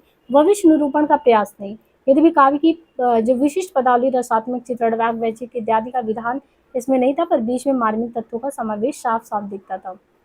भारत भारती बहुत ज्यादा प्रसिद्ध हुआ और प्रस्तुत विषय को काव्य का पूर्ण स्वरूप न दे सकने पर भी इसने हिंदी कविता के लिए खड़ी बोली का तो रास्ता खोल ही दिया। केसों की कथा, स्वर्ग सहोदर इत्यादि बहुत सी फुटबॉल रचनाएं इन्होंने सरस्वती में निकाली, जो मंगल घट में संग्रहित है। फिर प्रबंध काव्य की परंपरा इन्होंने बराबर जारी रखा। मैथिली जी ने अब तक ये 9-10 छोटे बड़े प्रबंध काव्य लिख चुके हैं, जिनमें है रंग में भंग, जयद्रथ, विकट भट्ट, प्लासी का युद्ध, गुरुकुल, किसान, पंचवटी, सिद्धराज, यशोधरा। अंतिम 2 बड़े काव्य इनके थे। विकट भट्ट में जोधपुर के राजा सरदार की 3 पीढ़ी तक चलने वाली बात की टेक अद्भुत पराक्रम कथा थी। गुरुकुल में गुरु सिखों के महत्व का वर्णन है। छोटे काव्य में जयद्रथ व पंचवटी का स्मरण भी लोगों के सामने है। वैताली की रचना उस समय हुई जब गुप्त जी की प्रवृत्ति खड़ी बोली में गीत काव्य प्रस्तुत करने की हुई। यद्यपि गुप्त जी जगत और जीवन के व्यक्ति क्षेत्र में ही महत्व और सौंदर्य का दर्शन करने वाले तथा अपने राम को लोक के बीच अधिष्ठापित करने वाले कवि थे, पर तृतीय उत्थान में छायावाद के नाम से रहस्यात्मक कविताओं का कलरव सुन इसलिए भी कुछ गीत रहस्यवादियों के स्वर में गाए जो झंकार में संग्रहित है, पर असीम के प्रति उत्कंठा और लंबी चौड़ी वेदना का विचित्र प्रदर्शन गुप्त जी की अंतः प्रेरित प्रवृत्ति के तहत नहीं, काव्य का एक मार्ग चलता देख ये उधर भी जा पड़े। साकेत और यशोधरा इनके 2 बड़े प्रबंध काव्य, साकेत और यशोधरा, दोनों में ही उनके काव्य तत्व का पूरा विकास दिखता है, पर प्रबंधत्व की कमी। यानी काव्य तत्व का पूरा विकास दिखता है, लेकिन प्रबंध के जो तत्व की है वो कमी दिखती है। बात है कि इनकी रचना उस समय हुई जब गुप्त जी की प्रवृत्ति गीत काव्य नए ढंग के प्रगीत मुक्तकों की ओर हो चुकी थी। साकेत की रचना तो मुख्यतः इस उद्देश्य ही हुई कि उर्मिला काव्य की उपेक्षिता न रह जाए, पर 2 सर्ग 9 और 10 इसके वियोग वर्णन में ही खप गए। इस वियोग वर्णन के भीतर कवि ने पुरानी पद्धति का अलंकारिक चमत्कारिक पूर्ण वही चीज आजकल की नई रंगत की वेदना इन गीतों को रखा। काव्य का नाम साकेत, जिनका तात्पर्य कि अयोध्या में होने वाली घटनाओं और परिस्थितियों का वर्णन प्रधान। राम के विषय की तैयारी से लेकर चित्रकूट में राम भारत मिलन तक की 8 सर्गों तक ये कथा चली। फिर 2 सर्ग में उर्मिला की वियोगात्मक व्यवस्था। फिर गोपियों के सूरदास की गोपियां वियोग में क्या कहती है, मधुबन तुम कत रहा थरे, बिरा वियोग श्याम सुंदर के ठाड़े क्यों न जरे। पर यहाँ पे उर्मिला क्या कहती है, रह चिर दिन तू हरी भरी, बड़ सुख से बड़ सृष्टि सुंदरी। तो प्रेम के शुभ प्रभाव से उर्मिला के हृदय की उदारता का और भी प्रसार हो गया। वियोग की दशा में प्रिय लक्ष्मण गौरव की भावना उसे संभाले हुए है। उन्माद की अवस्था में जब लक्ष्मण उसे सामने खड़े जान पड़ते हैं, तब उस भावना को गहरा आघात पहुंचता और व्याकुल होकर कहने लगती है, प्रभु नहीं फिरे क्या तुम ही फिरे, हम गिरे ओहो तो गिरे गिरे। दंड कारण से लेकर लंका तक की घटनाएं और शत्रुघ्न के मुंह से मांडवी और भरत के सामने पूरी रसात्मकता के साथ वर्णन कराई गई। रामायण के भिन्न भिन्न पात्रों की परंपरा से प्रतिष्ठित स्वरूपों को विकृत न करके उनके भीतर ही आधुनिक आंदोलनों की भावनाएं जैसे किसान और श्रमजीवियों के साथ सहानुभूति, युद्ध प्रथा की मीमांसा, राज व्यवस्था में प्रजा का अधिकार और सत्याग्रह मनुष्यत्व कौशल के साथ झलकाई गई है। यशोधरा की रचना नाटकीय ढंग पर है। उसमें भगवान बुद्ध के चरित्र से संबंध रखने वाले पात्रों के उच्च और सुंदर भावों की व्यंजना भी है। द्वापर में यशोधरा, राधा, नारद, कंस, कुब्जा इत्यादि कुछ विशिष्ट व्यक्तियों की मनोवृत्तियों को भी दिखाया गया है। गुप्त जी का जैसे अनग, तिलोत्तमा, चंद्रहास नामक 3 और छोटे छोटे पद्यबद्ध रूपक भी लिखे गए। अनग में कवि ने लोक व्यवस्था के संबंध में लिखा है। गुप्त जी की प्रतिभा की सबसे बड़ी विशेषता कालानुसरण की क्षमता, अर्थात उत्तरोत्तर बदलती हुई भावनाओं और काव्य प्रणालियों को ग्रहण करने की शक्ति। इस दृश्य से हिंदी भाषी जनता के प्रतिनिधि कवि ये निसंदेह कहे जा सकते हैं, और भारतेंदु के समय से स्वदेश प्रेम की भावना जिस रूप में चली आ रही थी, उसका विकास भी भारत भारती में मिलता ही है।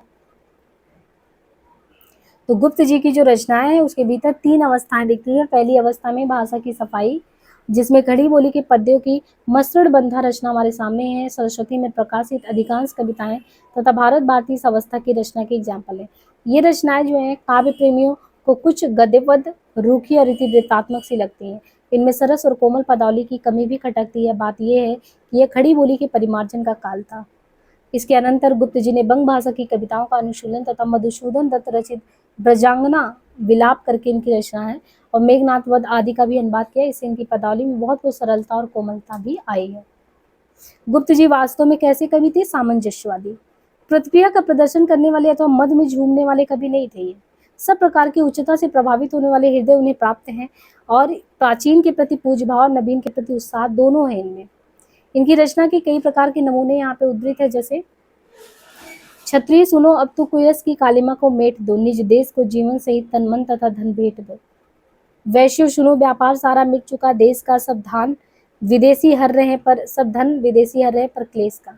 जैसे भारत भारती से पंक्तियां हैं, थे और रहोगे जब तुम थी और सदैव रहूंगी, कल निर्मल जल की धारा सी आज यहाँ कल वहां बहूंगी। दुती बैठी हूँ सचकर मैं, ले चल सुग्र मिलु प्रियतम से, धाम धरा धन सब तजकर मैं। कहते हैं कि अच्छी आंख मिचौनी के लिए बार बार तुम छिपो और मैं खोजूं तुम्हें अकेली, निकल रही उर से आ ताक रहे सब तेरी राह। आगे कहते हैं कि चातक खड़ा चोंच खोले है, संपुट खोले सीप कड़ी, मैं अपना घट लिए खड़ा हूँ, अपनी अपनी हमें पड़ी है। झंकार से ये पंक्तियां पहले आंखों में थे, मानस में कूद मगन प्रिय अब था, छींटे वही उड़े थे, बड़े बड़े अश्रु वे कब थे। सखी नील नभस्सर से उतरा ये हंस आहा तरता तरता, अब तारक मौक्तिक शेष नहीं निकला जिनको चढ़ता था, अपने हिमबिंदु बचे तब भी चलता उनको धारता धारता, गड़ जाए न कंटक भूतल के कर डाल रहा डरता डर। आकाश जाल सब ओर तना रवि तंतु आए, आज बना करता है पथ प्रहार, वही मक्खी सी बिन्ना रही नहीं। घटना हो चाहे घटा उठ नीचे से नित्य, आती है ऊपर सखी छाकर चंद्रातीत, इंद्रवधु आने लगी क्यों निज स्वर्ग बिहाय, नन्ही द्वीपों का हृदय निकल पड़ा ये हाय, इस उत्पल से काय में हाय उपल से प्राण। वेदने तू भी भली बनी, पाई मैंने आज तुझे में अपनी चाह गनी, अरे वियोग समाधि अनोखी तू क्या ठीक ठनी, अपने को प्रिय को जगती को देख खींची तनी। हाँ मेरे कुंजों का कुंजन रोकर निराश होकर सोया, वो चंद्रोदय उसको उड़ा रहा धावल वसन सो धोया। आगे एक पंक्तियां की सखी निरख नदी की धारा, ढलमल ढलमल चंचल अंचल झलमल झलमल तारा, निर्मल जल अंतर सल भरकर उछल उछल कर छल छल करके, थल थल तरके कल कल धार के बिखारती है पारा, ओ मेरे मानस के हास खिल सहस्र सरस सुवास, सजनी रोता है मेरा गान, प्रिय तक नहीं पहुंच पाती है उसकी कोई तान। बस इसी प्रिय कारण कुंज में मिलन भाषण की स्मृति पुंज में, अभय छोड़ मुझे तुम दीजियो, हसन रोदन से ना पसीजियो। अब यहाँ पे जैसे दिया है कि पंडित रामचरित जो तो साकेत से था, पंडित रामचरित उपाध्याय। पंडित रामचरित उपाध्याय स्वर्गीय पंडित रामचरित उपाध्याय का जब 1929 संवत में बताया गाजीपुर में हुआ था, पर पिछले दिनों में वो आजमगढ़ के पास एक गांव में रहने लगे थे। कुछ वर्ष हुए उनके देहांत हो गए। वे संस्कृत के अच्छे पंडित थे। कौन? रामचरित। पहले पुराने ढंग की हिंदी कविता की ओर उनकी रुचि थी। पीछे सरस्वती में जब खड़ी बोली की कविताएं आने लगी तो वे नए ढंग की ओर बढ़े और द्विवेदी के प्रोत्साहन से जो है वो बराबर पत्रिका में अपनी रचनाएं भेजते। राष्ट्र भारती, देवदूत, देवसभा, देवी द्रौपदी, भारत भक्ति, विचित्र विवाह, ये कुछ कविताएं उन्होंने खड़ी बोली में लिखी है। राष्ट्र भारती, देवदत्त, देवसभा, देवी द्रौपदी, भारत भक्ति, विचित्र विवाह। छोटी कविताएं अधिकतर विदग्धा भाषण के रूप में है। रामचरित चिंतामणि नामक एक प्रबंध काव्य भी इन्होंने लिखा जिसके कई प्रसंग बहुत सुंदर हैं। जैसे अंगद रावण संवाद, भाषा उनकी साफ होती थी और वैदग्ध के साथ चलती। अंगद रावण संवाद की पंक्तियां देखिए। कुशल से रहना यदि है तुम्हें धनुष तो फिर गर्व न कीजिए, शरण में गिरिए रघुनाथ के निबल के बल केवल राम है, सुने कपे यम इंद्र कुबेर की ना हिलती रचना मम सामने, तदापि आज मुझे करना पड़ा मनुष्य सेवक से बकवाद भी। पंडित गिरिधर शर्मा नवरत्न। पंडित गिरिधर शर्मा नवरत्न दूसरे संस्कृत के विद्वान जिनकी कविताएं सरस्वती में बराबर छपती रही। और फिर कहते हैं कि झालरा पाटन के पंडित गिरिधर शर्मा नवरत्न सरस्वती के अलावा हिंदी के और पत्र पत्रिकाओं में भी ये कविताएं भेजते थे। राजपुताने से निकलने वाले विद्याभास्कर नामक एक पत्र का संपादन भी इन्होंने कुछ दिन किया।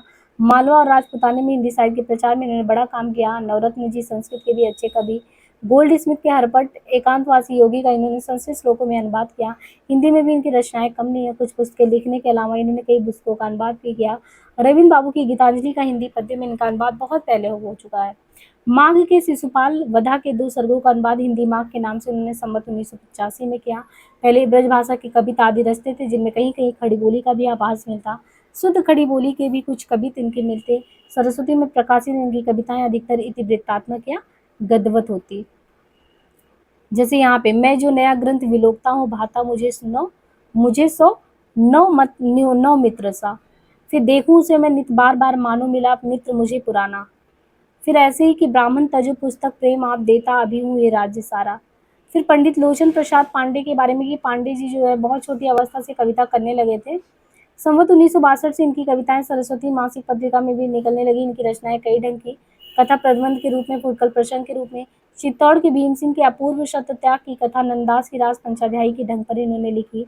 मृगी दुख मोचन में इन्होंने खड़ी बोली के सवैयों में एक मृगी की अत्यंत दारुण स्थिति परिस्थिति का वर्णन सरस भाषा में किया, जिसमें पशुओं तक पहुंचने वाली इनकी व्यापक और सरबूत दयापूर्ण काव्य दृष्टि का पता लगता है। इनका हृदय कहीं कहीं पेड़ पौधों तक की दशा का मार्मिक अनुभव करता है। ये भावुकता इनकी अपनी है। भाषा की गद्य पद सरल सीधी है।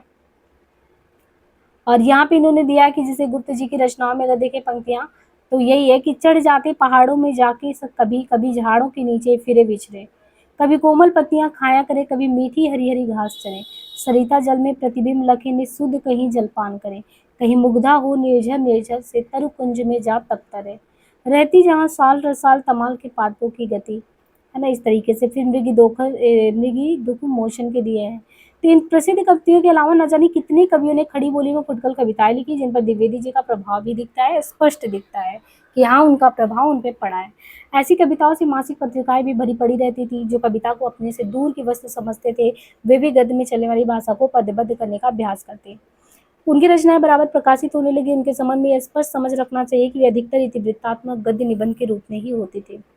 यहाँ तक उन कवियों का उल्लेख भी हुआ है जिन्होंने द्विवेदी जी के प्रोत्साहन से अथवा उनके आदर्श के अनुकूल रचनाएं की, पर इस द्वितीय उत्थान के भीतर अनेक ऐसे कवि भी बराबर अपनी वाग्धारा बहाते रहे। द्विवेदी मंडल के बाहर की काव्य भूमि कैसी रही? द्विवेदी मंडल के बाहर की कह रहे हैं कि काव्य भूमि कैसी रही। अगर द्विवेदी जी के प्रभाव से जैसे हिंदी काव्य ने जो स्वरूप ग्रहण किया, उसके अलावा भी देखे तो अनेक रूपों में भी भिन्न भिन्न रूप में कवियों की काव्य धारा चलती ही रही। कई बार ऐसा हुआ कि बहुत अच्छे कवि अपने ढंग पे सरस और प्रभावपूर्ण कविता लिखते रहे, जिनमें जैसे नाम आता है देवी प्रसाद पूर्ण का। देवी राय प्रसाद पूर्ण है, पंडित नाथूराम शंकर है, गया प्रसाद शुक्ल ने से ही है, सत्यनारायण कविरत्न है, लाला भगवान दीन, राम नरेश, रूप नारायण पांडे। ये सभी जो है द्विवेदी मंडल के बाहर के लोग हैं जो बहुत अच्छे से लिखे। इन कवियों में भी जो अधिकांश तो दो रंगी कवि थे, जो ब्रजभाषा में तो श्रृंगार वीर भक्ति आदि की पुरानी परिपाटी को फॉलो करते, कवि तो सवैया गे पद में रचना करते, और दूसरा ऐसा होता कि नूतन विषयों को लेकर खड़ी बोली में करते। बात ये थी कि खड़ी बोली का प्रचार बराबर बढ़ता दिखाई पड़ ही रहा था, और काव्य के प्रवाह के लिए कुछ नई नई भूमियां भी दिख रही थी। तो देश दशा, समाज दशा, स्वदेश प्रेम, आचरण संबंधी उपदेश आदि ही तक नई धारा की कविता न रहकर जीवन के कुछ और पक्षों की ओर बढ़ी, और गहराई के साथ थी। त्याग, वीरता, उदारता, शिशुरता इत्यादि के अनेक पौराणिक और ऐतिहासिक प्रसंग भी पदबद्ध हुए, जिनके बीच बीच में जन्मभूमि प्रेम, स्वजाति गौरव, आत्मसम्मान की व्यंजना करने वाले जोशीले भाषण भी आते हैं। जीवन की गूढ़ मार्मिक या रमणीय प्रवृत्ति नहीं दिखाई पड़ती। पंडित रामनरेश त्रिपाठी ने कुछ ध्यान कल्पित प्रबंध क्यों किया है। दार्शनिकता का पुट राय देवी प्रसाद पूर्ण की रचनाओं में कहीं कहीं दिखता है, पर किसी दार्शनिक तत्व को हृदय ग्रह रसात्मक रूप देने का प्रयास उनमें नहीं हुआ है। उनके वसंत वियोग में भारत दशा सूचक प्राकृतिक बहुत के नाना चित्र देखते हैं, और अंत में आकाशवाणी द्वारा भारत के कल्याण के लिए कर्मयोग और भक्ति का उपदेश भी दिखता है। प्रकृति वर्णन की ओर हमारा काव्य कुछ अधिक अग्रसर हुआ, पर प्राय वहीं तक रहा जहाँ तक उसका संबंध मनुष्य के सुख सौंदर्य की भावना से। प्रकृति के जिन सामान्य रूपों के बीच नरजीवन का विकास हुआ है, जिन रूपों से हम बराबर घिरते रहे हैं, उनके प्रति वो राग या ममता न व्यक्त हुए। सारांश ये कि जगत और जीवन के नाना रूपों और तथ्यों के बीच हमारे हृदय का प्रसार करने में वाणी जैसी तत्परता नहीं दिखाई दी।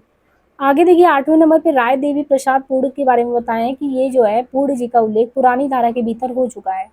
हम लोगों ने पुरानी धारा एकदम शुरुआत में पढ़ा था, तो कह रहे हैं कि राय देवी प्रसाद का जिक्र तो हमने पुरानी धारा में कर लिया था। वे ब्रजभाषा काव्य परंपरा के बहुत ही प्रौढ़ कवि थे राय देवी, और जब तक जीवित रहे अपने रसिक समाज द्वारा, कौन सा समाज इनका, रसिक समाज, इसके द्वारा परंपरा की पूरी चहल पहल करे गए। उक्त समाज की ओर से रसिक वाटिका नाम की एक पत्रिका भी निकली थी, जिसमें उस समय के प्राय सब ब्रजभाषा कवि की सुंदर रचनाएं भी हुआ करती।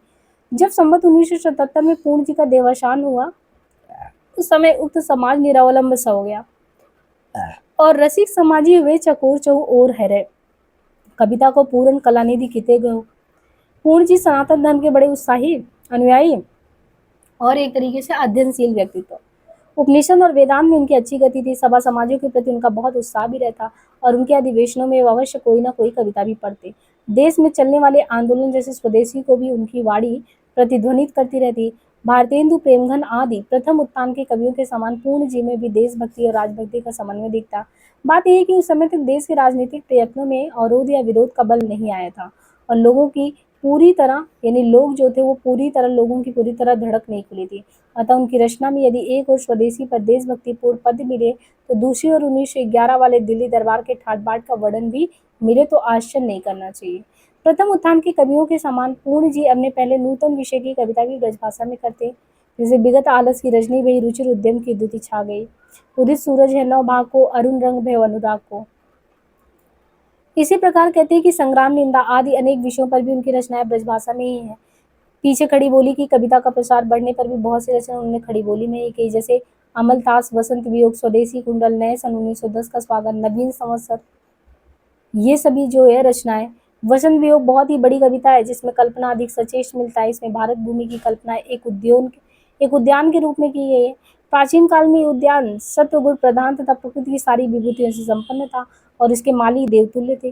पीछे मालवीय के प्रमोद और अनैक्य से उद्यान उजड़ने लगता है। यद्यपि कुछ यशस्वी महापुरुष कुछ काल के लिए उसे संभालते दिखाई पड़ते हैं और उनकी दशा गिरती जाती है। अंत में उसके माली साधन और तपस्या के लिए कैलाश मानसरोवर की ओर जाते हैं, जहाँ आकाशवाणी होती है कि विक्रम की 20वीं शताब्दी में जब पश्चिमी शासन होगा तब उन्नति का आयोजन होगा। अमलतास नाम की एक छोटी सी कविता में कवि ने अपने प्रकृति निरीक्षण का भी अच्छा खासा परिचय दे दिया है। ग्रीष्म में जब वनस्थली के सारे पेड़ पौधे झुलसे रहते हैं और कहीं प्रफुल्लता नहीं दिखाई पड़ती, उस समय अमलतास चारों ओर फूल कर अपनी पील प्रभा को फैला देता है। अब इसे कवि भक्ति के महत्व का संकेत देता है कि देख तो भैभव द्रुमकल संत विचारा उसका सुख निदान, कर जो विषम काल को मंद गया उस सामग्री पर ध्यान, रंगा निज प्रभु ऋतुपति के रंग द्रुमों में अमलतास तो बग, इसी कारण दाग प्रतिकूल दहन में तेरे रहा सब। पूर्ण जी की कविताओं का संग्रह पूर्ण संग्रह के नाम से प्रकाशित हो चुका है। उनकी कड़ी बोली की रचना के एक उदाहरण है नंदनवन का सुना नहीं है किसने नाम, मिलता है जिसमें देवों को भी आराम, उसके भी वासी सुख राशि उग्र हुआ यदि उनका भाग, आकर के इस कुसमाकर में करते हैं नंदन ऋषि त्याग। इसी तरीके से वसंत वियोग से पंक्तियां, सरकारी कानून का रखकर पूरा ध्यान, कर सकते हो देश की सभी तरह कल्याण देश का कर सकते हो, करके कुछ उद्योग जो है लोग सब हर सकते हो, जो हो तुम में जान आपदा भारी शारी, हो सकती है दूर नहीं बाधा सरकारी।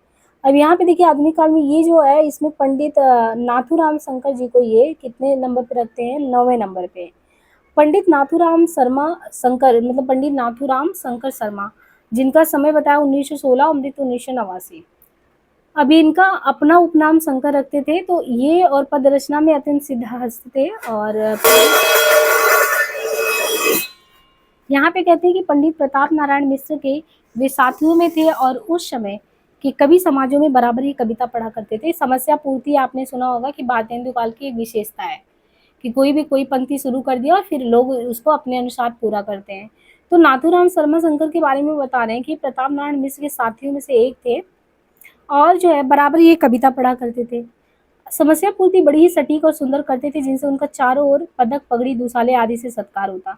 कवि व चित्रकार काव्य सुधाकर रसिक मित्र आदि पत्रों में उनकी अनूठी पूर्तियां और ब्रजभाषा की कविताएं निकला करती। छंदों के सुंदर नपे तुले विधान के साथ ही उनकी उद्भावनाएं भी बड़ी अनूठी होती। वियोग का ये वर्णन पढ़िए। शंकर नदी नद नदीसन के नीरन की भाप बन अंबर ते ऊंची चढ़ जाएगी, दोनों ध्रुव छोरन लो पल में पिघल कर घूम घूम धारनी दूरी से बढ़ जाएगी। झारे गंगारे तरनी तारे तारापति जोरन खग मंगल में आंख मर जाएगी, काहू विधि विधि की बनावट बचेगी नहीं, जो पे व वियोगनी की आह कर जाएगी। पीछे खड़ी बोली का कहते कि प्रचार होने से वे उसमें बहुत अच्छी रचना करने लगे। उनकी पदावली कुछ उद्दंडता लिए होती। इसका कारण ये कि उनका संबंध आर्य समाज से रहा, जिसमें अंधविश्वास और सामाजिक कुरीतियों के उग्र विरोध की प्रवृत्ति भी दिखती। उनकी अंतर्वृत्ति का आभास उनकी रचनाओं में दिखता। गर्भ रंडा रहस्य नामक एक बड़ा प्रबंध काव्य उन्होंने विधवाओं की बुरी परिस्थिति और देव मंदिरों के अनाचार पे ही लिखा था। फैल गया हुड़दंग होलिका की हलचल में, फूल फूल कर फाग फला महिला मंडल में। जननी भी तेज लाज बची ब्रजमक्खी सबकी, पर मैं बिन छुड़ाए जवनिका में जादब की। फप्तियाँ और फटकार इनकी कविताओं की एक विशेषता है। फैशन वालों पर कही हुई इस गिरजा की छोड़ी इस गिरजा में जाए वाली प्रसिद्ध फप्ती ने की है। क्या है, इस गिरजा की छोड़ी इस गिरजा में जाए वाली फप्ती इन्होंने कसी। और जहाँ पर इनकी चित्रवृत्ति दूसरे प्रकार की रही, वहाँ इनकी उक्तियाँ बड़ी मनोहर होती नाथूराम शर्मा शंकर की।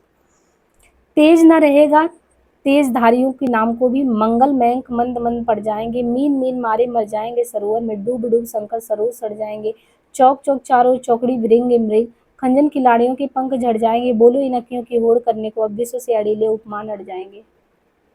अब 10वें नंबर पे इन्होंने गया प्रसाद शुक्ल स्नेही को रखा है। हिंदी के एक बड़े भावुक और सरस हृदय कवि हैं गया प्रसाद शुक्ल स्नेही। ये पुरानी और नई दोनों चाल की कविताएं लिखते हैं। इनकी बहुत सी कविताएं त्रिशूल के नाम से निकली। उर्दू कविता भी इनकी बहुत ही अच्छी होती। इनकी पुरानी ढंग की कविताएं रसिक मित्र, काव्य सुधानिधि और साहित्य सरोवर आदि में बराबर निकलती रही। पीछे इनकी प्रवृत्ति खड़ी बोली की हुई। इनकी 3 पुस्तकें प्रकाशित है, प्रेम पचीसी, कुसुमांजलि, कृषक क्रंदन। तू है गगन विस्तीर्ण तो मैं एक तारा क्षुद्र हूँ, तू है महासागर अगम मैं एक धारा क्षुद्र हूँ, तू है महानद तुल्य तो मैं एक बूंद समान हूँ, तू है मनोहर गीत तो मैं एक उसी की तान हूँ। पंडित राम नरेश त्रिपाठी त्रिपाठी जी का नाम भी खड़ी बोली के कवियों में बड़े सम्मान के साथ लिया जाता है। भाषा की सफाई और कविता के प्रसाद गुण पर इनका बहुत जोर रहता। काव्य भाषा में लागू के लिए कुछ कारक चिन्ह और संयुक्त क्रियाओं के कुछ अंतिम अवयवों को छोड़ना भी इनके स्थान पर रहा। और ये ठीक नहीं समझते काव्य क्षेत्र में जिस स्वाभाविक स्वच्छंदता का आभास पंडित श्रीधर पाठक ने दिया था, उसके पथ पर चलने वाले उत्थान में त्रिपाठी जी दिखते हैं। मिलन, पथिक और स्वप्न नामक इनके 3 खंड काव्य में इनकी कल्पना ऐसे मर्म पथ पर चलती है। मिलन, पथिक, जिस पर मनुष्य मात्र का हृदय स्वभावतः ढलता आया, ऐतिहासिक या पौराणिक कथाओं के भीतर ना बांधकर। इन्होंने जो राम नरेश त्रिपाठी हैं, कहते हैं कि ऐतिहासिक या पौराणिक कथाओं के भीतर ना बधाकर अपनी भावना के अनुकूल स्वच्छंद संस्करण के लिए कवि ने नूतन कथाओं की भावना की। कल्पित आख्यानों की ओर एक विशेष झुकाव स्वच्छंद मार्ग का अभिलाष सूचित करते हैं। इन प्रबंधों में नरजीवन जिन रूपों में ढालकर सामने लाया गया, ये मनुष्य मात्र का मन स्पर्शी करने वाले हैं तथा प्रकृति के स्वच्छंद और रमणीय प्रसार के बीच अवस्थित होने के कारण शेष सृष्टि से विच्छिन्न नहीं प्रतीत होते। स्वदेश भक्ति की जो भावना भारतेंदु के समय से आती चली गई, उसे सुंदर कल्पना द्वारा रमणीय और आकर्षक रूप त्रिपाठी जी ने ही दिया है। देशभक्ति का ये भाव उनके मुख्य पात्रों के जीवन के कई क्षेत्रों में सौंदर्य देता है। त्रिपाठी जी ने भारत के प्राय सभी भागों में भ्रमण किया, इससे उनके प्रकृति वर्णन में स्थानगत विशेषताएं चित्रा गई। इनके पथिक में दक्षिण भारत के रम्य दृश्यों का बहुत विस्तृत समावेश है। इसी प्रकार इनके स्वप्न में उत्तराखंड और कश्मीर की सुषमा भी झलक आती है। स्वप्न नामक खंड का उत्थान के काल के भीतर दिखाया है, जबकि छायावाद नाम की शाखा चल चुकी थी। प्रिय की सुधी सी ये सरिताएं कानन कांतर सुसज्जित, मैं तो नहीं किंतु है मेरा हृदय किसी प्रियतम से परिचित, जिसके प्रेम पत्र आते हैं प्रायः सुख संवाद सन्निहित। अतः इस काव्य को लेकर देखने से थोड़ी थोड़ी इनकी सब प्रवृत्तियां झलकी जाती हैं। इनके आरंभ में हम अपने प्रिया में अनुरक्त वसंत नामक एक सुंदर और विचारशील युवक को जीवन की गंभीर वितर्क दशा में पाते हैं। एक और उसे प्रकृति की प्रमोद में सुषमाओं के बीच प्रियतमा के साचर का प्रेम सुख लीन रहता है, तो दूसरी ओर समाज के असंख्य प्राणियों का कष्ट क्रंदन उसे उद्धार के लिए बुलाता जान पड़ता है। दोनों पक्षों के बहुत से सजीव चित्र बारी बारी से दूर तक चलते हैं। फिर उस युवक के मन में जगत और जीवन के संबंध में गंभीर जिज्ञासाएं आती हैं। इसी तरह को अमित कल्पना के प्रवाह में मैं निशिवासर बहता रहूं, विमोहवश नहीं पहुंचता कहीं तीर पर, रात दिवस ही बूंदों द्वारा तन घट से परिमित यौवन जल है निकला जा रहा निरंतर। कभी कभी इनकी वृत्ति भी ना रहस्योन्मुख होती है और सारा खेल खड़ा करने वाले उस छिपे हुए प्रीतम के आकर्षण को अनुभव करते। उनकी प्रिया सुनना इस दिन रात इस प्रकार भावनाओं में ही मग्न रहती है, जैसे सेवा है महिमा मनुष्य की ना कि अति उच्च विचार द्रव्य बल, मूल हेतु रवि के गौरव का है प्रकाश इना का उच्च स्थल। तो ये पंक्तियों में भी इन चीज़ों को अपनी भावनाओं को उद्धृत किए हैं। कहते हैं कि इसके बाद जो है देश पर शत्रु चढ़ाई करता और राजा उसे रोकने में असमर्थ होकर घोषणा करता है कि प्रजा अपनी रक्षा कर ले। इस पर देश के झुंड युवक निकल पड़ते हैं और उनकी पत्नियां और माताएं गर्व से पूरी नहीं समाती। देश की इस दशा में वसंत को घर में पड़ा देख उनकी पत्नी सुमना को अत्यंत लज्जा होती है और अपने पति से स्वदेश के संकट के समय शास्त्र ग्रहण करने को कहती है। जब वो देखती है कि उसका पति उसी के प्रेम के कारण नहीं उठता, तब वो अपने को ही प्रिय के कर्तव्य पद का बाधक समझती है। वो सुनती है कि एक रूड़ा वृद्ध ये देख करके उसका पुत्र उसी की सेवा के ध्यान से युद्ध पर नहीं जाता, अपना प्राण त्याग कर देती है। अंत में सुबना अपने को वसंत के सामने से हटाना ही स्थिर करती है और चुपचाप घर से निकल पड़ती। वो पुरुष वेश में वीरों के साथ सम्मिलित होकर अत्यंत पराक्रम के साथ लड़ती है। तो उधर जो है वसंत वियोग में प्रकृति के खुले चेत में अपनी प्रेम वेदना की पुकार सुनाता फिरता है, पर सुनना उस समय प्रेम क्षेत्र से जो है दूर थी। अर्धनिशा में तारागढ़ कहते हैं कि अर्धनिशा में तारागढ़ से प्रतिबिंबित अति निर्मल जल में, नील झील के कलित कुल पर मनोव्यथा को लेकर आशय, नीरवता में अंतःस्थल का मर्म करुण स्वर लहरी में भर प्रेम जगाया करता था वो बिरही विरह गीत गा गा कर। भोजपथ पर विरह व्यथा में आगणित प्रेम पत्र लिख लिख कर डाल दिए थे उसने गिरि पर, नदियों के तट पर, वनपथ पर सुमना के लिए दूर थे ये वियोग के दृश्य कंदम, न बिरही की पुकार ही पहुंच सके उसके समीप तक। अंत में वसंत एक युवक की उद्बोधा से निकल पड़ता और अपनी अद्भुत वीरता का परिचय देता है। और इस तरीके से राज्य जो राजा है वो ये कहकर कि जो देश की रक्षा करे वही राजा उसको राज्य दे देता है। उसी समय सुमना भी उसके सामने आ जाती है। अब स्वदेश भक्ति की भावना कैसे मार्मिक और रसात्मक रूप में कथा के भीतर व्यक्त हुई ये सारांश द्वारा हम देख सकते हैं। जैसे कि हम पहले ही कहा है कि त्रिपाठी जी की कल्पना मानव हृदय के सामान्य मर्म पथ को एक तरीके से ना तो उस पर चलने वाली थी। इनका ग्राम गीत संग्रह करना इस बात की ओर भी स्पष्ट करता है कि त्रिपाठी जी में स्वच्छंदतावाद की प्रकृत पथ पर दिखाई पड़ते। इनकी रचना के उदाहरण भी दिए हैं। चारु चंद्रिका से आलोकित बिंबलोदक सरसी के तट पर, बौरा गंधा से शिथिल पवन में कोकिल का आलाप श्रवण कर और सरक आती समय पर प्रंदा करती हुई प्रतिध्वनि हृदय द्रवित होता सुनकर ससकर छूकर या था चंद्रमणि। स्वप्न जैसे है, स्वप्न से यहाँ पे पंक्तियां दी है। प्रतिक्षण नूतन वेश बनाकर रंग बिरंग निराला, रवि के सुमुख तिलक रही है नभ में वारिद माला, नीचे नील समुद्र मनोहर ऊपर नील गगन है, घन पर बैठे बीच में बिछड़ो यही चाहत मन है। पथिक से है मेरे लिए खड़ा था दुखे के द्वार पे तू, मैं बाट जोता था तेरी किसी चमन में, बनकर किसी के आंसू मेरे लिए बहा तू। फुटकल में देखिए किन किन का जो है इन्होंने उल्लेख किया फुटकल में, उसमें है स्वर्गीय लाला भगवान दीन का। कहते हैं कि जो भगवान दीन जी इनके जीवन की प्रारंभिक काल उसी बुंदेलखंड में व्यतीत हुआ जहाँ देश की परंपरागत पुरानी संस्कृति अभी बहुत कुछ बनी हुई है। उनकी रहन सहन बहुत सादी और उनकी सरल हृदय कोमल था। हिंदी के पुराने काव्यों का नियमित रूप में अध्ययन करते, इससे वे ऐसे लोगों से कुर्ते जो परंपरागत हिंदी साहित्य की कुछ भी जानकारी प्राप्त किए बिना ही केवल थोड़ी सी अंग्रेजी शिक्षा के बल पे हिंदी कविताएं करने लगते। लाला भगवान दीन ऐसे लोगों से चिढ़ते थे। फिर बुंदेलखंड में शिक्षित वर्ग के बीच और सर्वसाधारण में भी हिंदी कविता का सामान्य रूप में प्रचार चला आ रहा था। ऋतुओं के अनुसार जो त्योहार और उत्सव रखे गए उनके आगमन पर वहां लोगों में भी प्राय वही उमंग दिखता।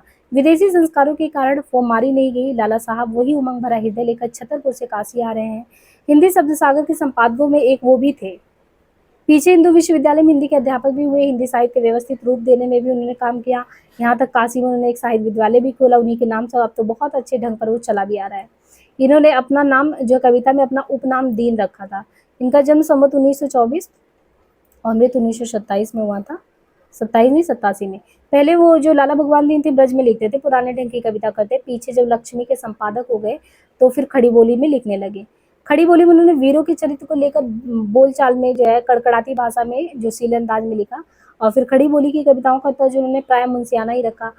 फिर छंद या उर्दू के भी चीज़ों को लेकर चलते। इस ढंग से उनके 3 काव्य निकल के आते हैं, वीर छत्राणी, वीर बालक और पंचरत्न, वीर पंचरत्न। तो वीर छत्राणी, बालक, वीर पंचरत्न। लाला जी पुरानी हिंदी काव्य और साहित्य के अच्छे मर्मज्ञ थे। और रामचंद्रिका, कवि प्रिया, दोहावली, कवितावली, बिहारी ससे आदि की इनकी टीकाओं ने विद्यार्थियों के लिए अच्छा रास्ता खोला। भक्ति और श्रृंगार के पुराने ढंग की कविताओं में उक्ति चमत्कार वे अच्छे लाते थे। उनकी कविताओं दोनों तरह के नमूने देखें तो सुनी मुनि कौशिक ते साप को हवाल से बाढ़ी चित करुणा की अजब उमंग है, पदरज डारी कर पाप सब छारी, करी नवल सुनारी दीहो धामो उतंग है। ये ऐसे पंक्तियां हैं। वीरों की सुमाताओं का यश जो नहीं गाता वह व्यर्थ सुकवि होने का अभिमान जनाता। जो वीर यश गाने में है ढील दिखाता वो देश के वीरत्व का है मान घटाता। सब वीर किया करते हैं सम्मान कलम का, वीरों का सुयश गान है अभिमान कलम का। तो इनकी फुटकल कविताएं जो है कहते हैं संग्रह इसका नवीन वीन या नदी में दीन नाम से है। नवीन वीन या नदी में दीन करके नाम से है इनका। अब यहाँ पे देखिए पंडित रूप नारायण पांडे, इनके बारे में है। पंडित रूप नारायण पांडे जो है, पांडे जी ने यद्यपि ब्रज भाषा में बहुत कविताएं की थी रूप नारायण जी ने, पर इधर खड़ी बोली में वो शुरू की।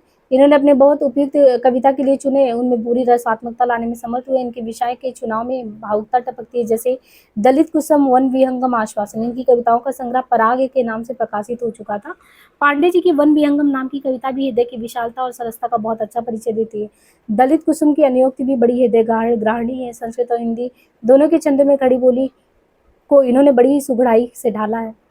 यहाँ पे दिया है जैसे ना, अहम अदम आधी आ गई तू कहाँ से, प्रलय घनेर घाचा ऐसी छा गई तू कहाँ से, वन बीच हंसे थे फंसे थे ममत में, कपोत कपाती दिन रात न एक को दूसरा छोड़ता, ऐसे हिले मिले दोनों वहीं।